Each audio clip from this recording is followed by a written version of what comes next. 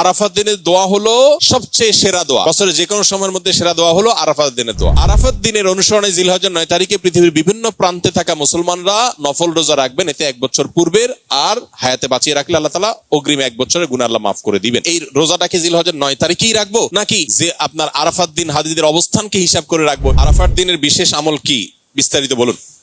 আরাফাত দিনের আমল যারা আরাফায় অবস্থান করছেন তাদের জন্য একরকম, আর আরাফাত দিনে যারা আরাফায় অবস্থান করছেন না, বিশ্বব্যাপী বিভিন্ন জায়গায় আছেন, তাদের জন্য ভিন্ন রকম।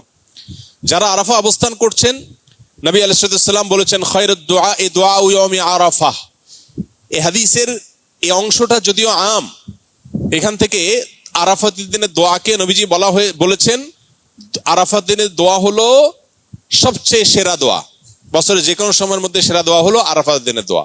যদিও আরাফাতের ময়দানে হাজিদের দোয়া কবুল হয়, ফেরত দেওয়া হয় না, বহু হাদিস আছে। যেহেতু হাদিসে আরাফাতের দিনের দোয়াকে সেরা দোয়া বলা হয়েছে, আমরা যদি দূর থেকে আল্লাহর কাছে দোয়া করি, আশা করতে পারি আল্লাহর কাছে, আশা করতে অসুবিধা নেই যে আল্লাহ তাআলা দোয়া হয়তো কবুল করবেন।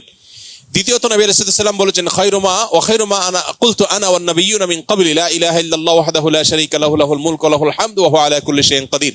আরাফাত দিনে নবী আলাইহিস সালাম বলেছেন আমি এবং আমার পূর্বে নবী রাসূলরা যত দোয়া আল্লাহর কাছে করেছেন এর মধ্যে সবচেয়ে সেরা হলো এটা, লা ইলাহা ইল্লাল্লাহু ওয়াহদাহু লা শারীকা লাহু লাহুল মুলকু ওয়া লাহুল হামদু ওয়া হুয়া আলা কুল্লি শাইইন কাদির। এটা আমরা বিশেষ করে পাঠ করব।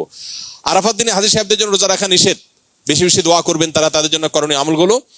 আর আরাফাত দিনের অনুসরণে জিলহজের 9 তারিখে পৃথিবীর বিভিন্ন প্রান্তে থাকা মুসলমানরা নফল রোজা রাখবেন। এতে 1 বছর পূর্বের আর হায়াতে বাঁচিয়ে রাখলে আল্লাহ তাআলা অগ্রিম 1 বছরের গুনাহ আল্লাহ মাফ করে দিবেন।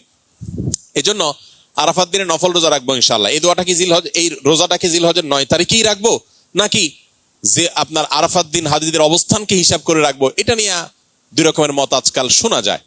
তবে আরাফাত দিনে হাজিরা অবস্থান করছেন হুবহু ওইটার সাথে মিল রেখে গোটা বিশ্বে আসলে ওই দিনে একই সময় রোজা রাখা এটা সব ক্ষেত্রে সম্ভব না, ভৌগোলিকভাবে এটা সম্ভব না। এই জন্য জিলহজের 9 তারিখটা যদি কেউ রোজা রাখেন ইনশাআল্লাহ বিদিল্লাহ তিনি এই ফজিলত এবং এই তাৎপর্যে মাহাত্ম্য পেয়ে যাবেন, এবং এই মতটা অধিকতর সব দিক থেকে সমৃদ্ধ এবং যুক্তি সমৃদ্ধ। এই জন্য আমরা আরাফাত দিনে যারা আরাফাতের ময়দানে অবস্থান করছি না তারা রোজা রাখবো ইনশাআল্লাহ বেশি বেশি করে।